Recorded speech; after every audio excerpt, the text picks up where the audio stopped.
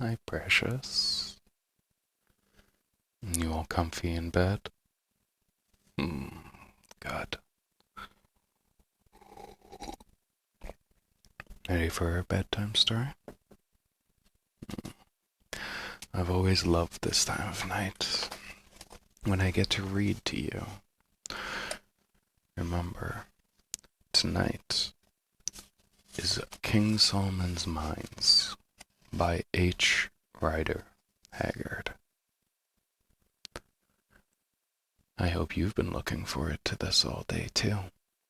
I get to sit here with you, and when everything gets to slow down, it's just me, you, and a good story. Did you have a good day, precious? Mm, I hope so. I always want what's best for you. Remember that for me, please.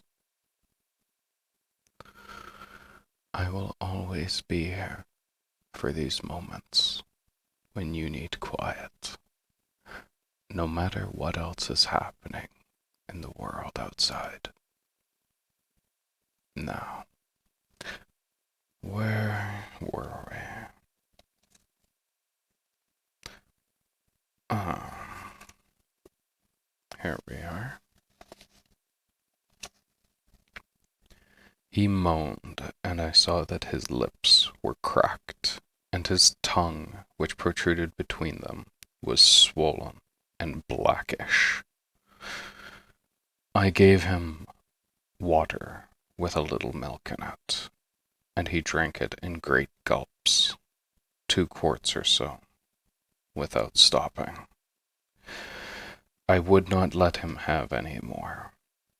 Then the fever took him again, and he fell down and began to rave about Solomon's mountains and the diamonds and the desert. I carried him into the tent and did what I could for him, which was little enough. But I saw how it must end. About 11 o'clock he grew quieter, and I lay down for a little rest and went to sleep. At dawn I woke again, and in the half-light saw Sylvester sitting up, a strange, gaunt form, gazing out towards the desert. Presently the first ray of sun shot across the wide plain before us, till it reached the faraway crest of one of the tallest of the Solomon Mountains, more than 100 miles away. "There it is," cried the dying man in Portuguese, and pointing with one long, thin arm. "But I shall never reach it. Never. And no one will ever reach it." Suddenly he paused and seemed to take resolution. "Friend," he said, turning towards me, "are you there? My eyes grow dark." "Yes," I said. "Lie down and rest." "Aye," he answered. "I shall rest soon. I have time to rest. All eternity. Listen, I am dying, and you have been good to me. I will give you the writing. Perhaps you will get there, if you can live past the desert, which has killed my poor servant and me." Then he groped in his shirt and brought out what I thought was a Boer tobacco pouch made of the skin of the zwart veldpens, or sable antelope. It was fastened with a little strip of hide, what we call a rimpi, and this he tried to loose, but could not. He handed it to me. "Untie it," he said. I did so, and extracted a bit of torn yellow linen on which something was written in rusty letters. Inside this rag was paper. Then he went on feebly, for he was growing quite weak. The paper has all that is on the linen. It took me years to read. Listen, my ancestor, a political refugee from Lisbon, and one of the first Portuguese who landed on these shores, wrote that when he was dying on those mountains which no white foot had ever pressed before or since, his name was Jose de Silvestre, and he lived 300 years ago. His slave, who waited on him on this side of the mountain, found him dead, and brought the writing home to Daloga. It has been in the family ever since, but none have cared to read it, till at least I did. And I have lost my life over it, but another may succeed, and become the richest man in the world. The richest man in the world. Only give it to no one, Signor. Go yourself. Then he began to wander again, and in an hour it was all over. God rest him. He died very quietly. I buried him deep with big boulders on his breast, so I do not think that the jackals can have dug him up. And then I came away. Aye, but the document, said Sir Henry, in a deep tone of deep interest. Yes, the document. What was in it? Added the captain. Well, gentlemen, if you would like me to tell you, I have never shown it to anybody, except a drunken old Portuguese trader who translated it for me, and had forgotten all about it by the next morning. The original rag is at my home in Durban, together with the Pardon Jose's translation. But I have the English rendering in my pocket-book, and a facsimile of the map, if it can be called a map. Here it is. I, Jose de Silvestre, who am now dying of hunger in the little cave where no snow is on the north side of the nipple of the southernmost of the two mountains I have named Sheba's Breasts, write this in the year 1590 with a cleft bone upon the remnant of my raiment, my blood being the ink.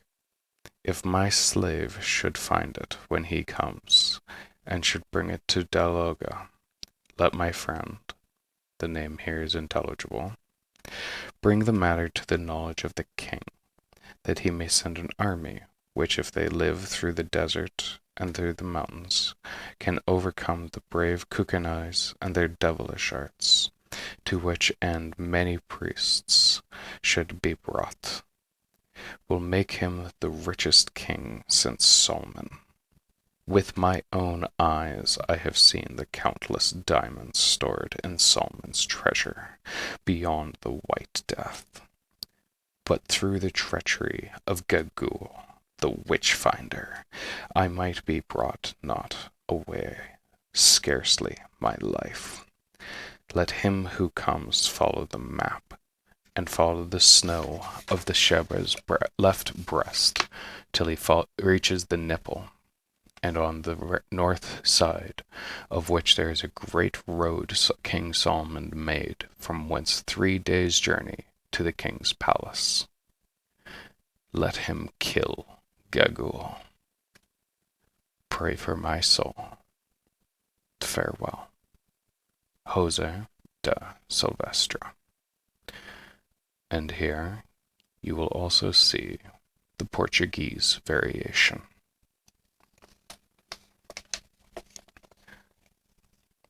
When I had finished reading the above, and shown them the copy of the map, drawn by the dying man of the old Dom with his blood for ink, there followed a silence of astonishment. Well, said Captain Good, I have been around the world twice, and put in at most ports, but I may be hung for a mutineer if I ever heard a yarn like this out of a storybook, or in it either, for the matter of fact. It is a queer tale, Mr. Quatermain, said Sir Henry.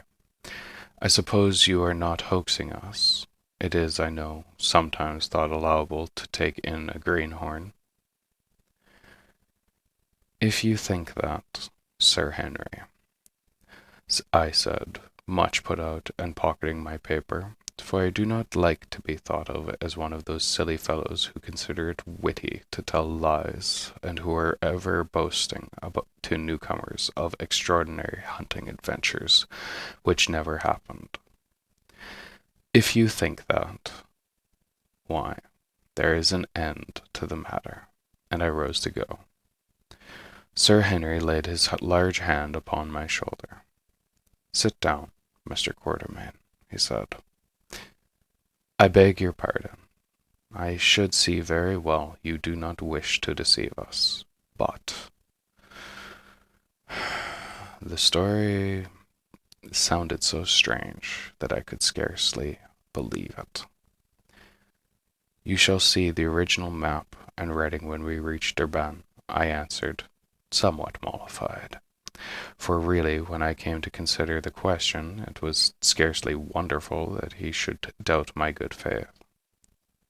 But, I went on, I have not told you about your brother. I knew the man Jim, who was with him. He was a Bacadau by birth, a good hunter, and, for a native, a very clever man. That morning on which Mr. Neville was starting, I saw Jim by my wagon and cutting up tobacco in the disselbroom. Jim, said I, where are you off to for this trip? It's the elephants? No, Bass, he answered. We are after something worth much more than ivory. And what that be?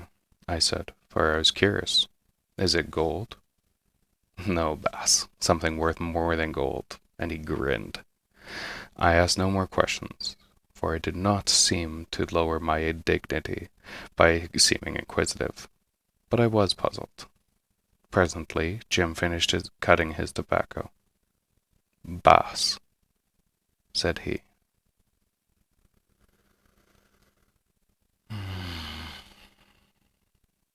Look at you, looking so beautiful, relaxed, and just lying there asleep.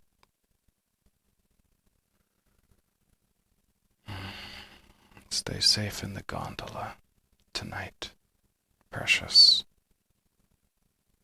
Make sure to tell Morpheus that I said hi. Now, sweet dreams on the river Lethe.